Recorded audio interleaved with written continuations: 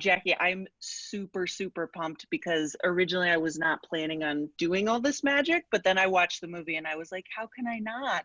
No, you look fabulous. If things were normal, I could probably go to Grauman's Chinese with this on as Carrot Top and take photos with tourists. What? Two-time Academy Award nominee Jacki Weaver's in our living room? This is crazy. I love having a YouTube channel. We have a fly swatter shaped like a guitar. I'm really excited for you to be here and for you to also watch Jacki's new movie, Stage Mother, available on demand. And for my first Zoom interview for this channel, I was like, what should I do? Well, slap on a wig is obvious, but sometimes freeze and totally space on your question was not on my agenda. Have fun watching. This is Uncut Stage Mother interview. And the premise of my show, which I call the gray area, is that I have generated a random word. And our conversation begins with just me telling you the word and you telling me what pops into your head, and we're going to go from there. Oh dear, what if it gets rude? It's okay if you're rude, and the words will never be rude. Okay, dirty mind. So when I generated the random word for this episode, it was quality. Oh. Right? Yeah. So when I say quality, I mean, I think it's actually really appropriate for this film, which I felt had a very interesting quality to it and quality itself. Oh. What pops into your mind when I give you that word? The first thing I thought of was soap. Quality soap or quality meat, that could mean anything, really. Absolutely. Well, I think that soap is actually a really overlooked piece of life. Yeah, I use Johnson's baby soap. Classic for a reason. Hundreds of years, yeah. Literally. Fun fact about me, I never purchase bars of soap for the shower. Instead, I rely specifically on gifts of soap, which I get all the time for some reason. Yeah, people give a lot, and candles. They give a lot of candles. Absolutely. Yeah. And so I end up with, right now I have a cinnamon soap that's really meant for the holiday in the shower, but I found that in these times of great emotional duress that the cinnamon is really calming. Yeah, cinnamon's good for you, I believe. Yeah. Absolutely. And so I think that I'm trying to think of like really soap. I'm stuck on soap. Yes, my reply wasn't very good. Quality is the word my mother used to use when she was talking about material, or yeah, she was an English ladylike person, kind of not like me at all. And yeah, she talked about quality tweed and stuff like that. Well, sure, because certainly I mean, I think that the way that I think about our history is that there's like a reverence for quality that we don't have now in kind of like a use and dispose society. Absolutely true. Yeah. And with, growing up with someone, because my mom too was very intense about quality, and she loved fashion, and she always I think that she would focus on having the best of something when she finally got it. Yeah, and long lasting. Quality is long lasting, and yeah, the top of its range. Yeah. Even though you say you're different from your mom in certain ways, would you say that there's anything about, growing up with her, things that she taught you that really stay with you even today? I always put the milk in last in my tea. That's very English. It might be the other way around. I think, I think people who have class put the milk in first. Really? No, yeah, I think that shows I'm a peasant, that I put the milk in last. See, because now you have me thinking, I've never been schooled in like the proper way to make tea. And I think anyone that puts milk in first is a charlatan. I, Well, you know, Americans aren't that big on tea, not really. They drink some of those puffy teas like herb tea and stuff like that, and they say herb without the H, which is a bit weird. Herb tea. it is weird. But It's but I like a proper strong Ceylon black tea that you, and it's got to be strong. But I still like a lot of milk. This is I'm being a bit boring. Come on. all right. Well, let me use my skills of connection then to loop it back around All right. to the movie, because like I said, I was excited when I got the word quality, because the movie, as I watched it, really touched me. And I certainly think that using the word quality to describe your acting abilities is an understatement, because there were certain moments in the film where your face just broke my heart. And the mourning that this woman was going through over the loss of her son.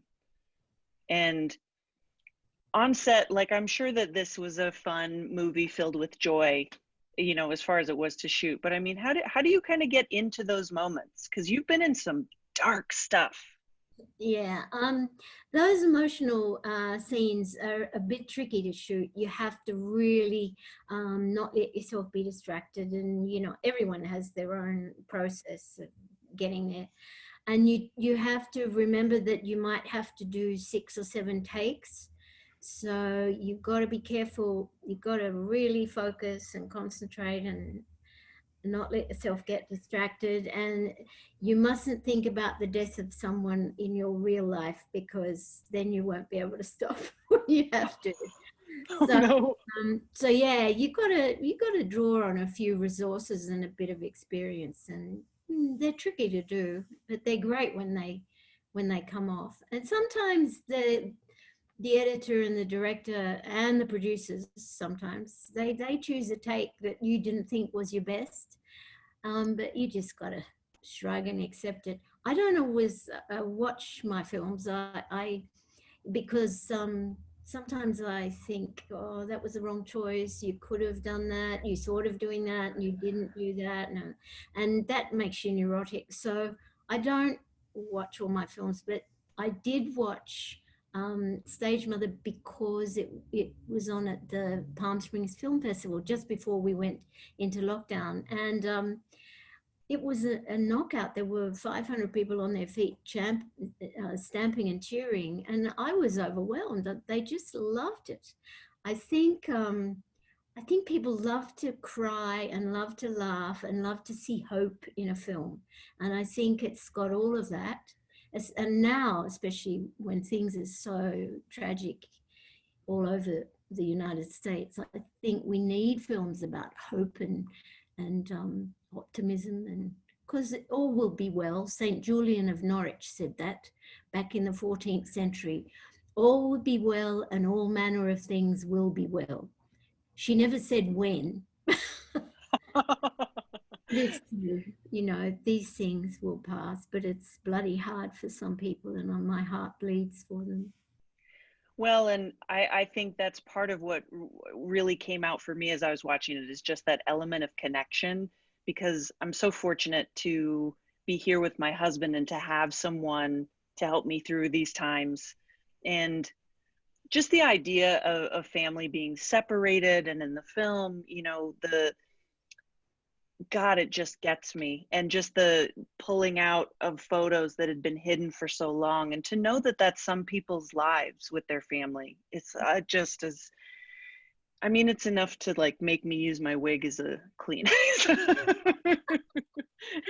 Yeah, most people know some kind of tragedy and heartbreak. I think that's why people identify so much. And the husband's stubborn non-acceptance of his own child. He's obviously being never liked the way the boy was effeminate and attached to his mother. And yeah, it's because at one point he says, you were always spoiling him, and he sort of blames her at one point, because people don't understand that your sexuality is not something you choose, it's what you are. Well, right. And I was listening to that whole speech and sitting in my living room, and if you'll pardon my language, just going, oh man, this guy's is so fucking wrong. Yeah. Yeah. I A lot of people like that. And I think, you know, what comes down to education. I think we got to have sex education early on, and it's got to teach us everything about how people's sexuality is as varied as everything else in the world. And you just got to accept it and love them. Now, what quality do you think that you actually share with Maybelline? Like she seems like, I mean, you I love guys my son. That's the quality. I have an adult son and I adore him. And I have a grandson and I adore him too. And a granddaughter, I adore her too.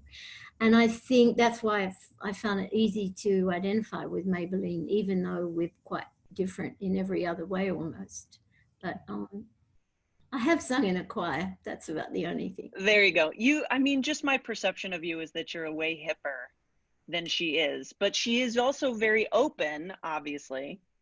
Well, she's had a sheltered life. She starts out very narrow-minded and sheltered, and you know, a little church mouse from small town Texas, and then her horizons are broadened, and she becomes a happier person. She finds joy eventually, in spite of her sorrow.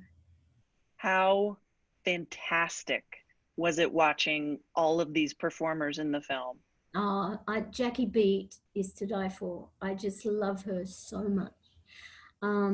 She's wonderful. And I've seen her at Hamburger Mary's. She's a knockout. You know that those young actors, apart from Jacki Beat, those young actors are not drag artists. It's the first time they're actors, the first time they've done drag. Maya Taylor, who is a trans woman who was in Tangerine, she was brilliant. Well, she had never performed in drag. She'd never been a drag artist before. She was just an actress. So I thought they did a great job, a really good job. In fact, one of those drag queens, Alistair McDonald, who plays the young guy who gives me the drugs. I take the drugs from him. Right. He just finished playing Shakespeare on stage before we started filming. So he's, nice. Oh, what an actor. He's really good. And Gerald is a wonderful director. He's the bee's knees. And really knows how to film those scenes with all of the intimacy yet flair that they need. And I mean, it seems like my dream is, you know, you're on a movie set and there's just racks and racks of sparkles and singing and fun. And I feel like that would be the best set to be on ever. Yeah, our costume designer was an old ex-drag queen, and so the costumes were so authentic and so inventive and clever, you know, making the most wonderful creations out of, you know, bits of tat. And I have to say that part of my decision to wear a wig today was in honor of your many incredible wigs in film. Like, I think I'm always on Jacki Weaver hair watch. And like with the Polka King, I think being one of my faves. Oh yes, I'm glad you mentioned that, because I had to talk, Maya Forbes and Wally Wolodarski, the directors of that. I had to talk them into it. We went wig shopping together and we looked at a few things, and I said, look, please let me have this. I want this one. And they went, oh, I don't know. I said, look, and I put it on and they went, oh, yes. And it was right, wasn't it? It was perfect. Yeah. 100%. And in fact, I couldn't be happier. That's the note we have to end on, because your wigs are just as perfect as you are. Oh, thank you. I give good wig. You bet you do, girl. Thank you very much. Have a wonderful rest of the Thank day. you. Lovely to meet you, Grae. Hey, you're here. Thanks for watching all the way through. Look at you, overachiever. Please do all the things, subscribing, comment, liking. Let me know what you want to see on this channel because there's going to be a lot more of it, including an interview with the amazing creator Armando Iannucci, Hugh Laurie, Dev Patel, plus tons more. Thank you for being here, and maybe next time I'll show you our fly swatter. Not a euphemism.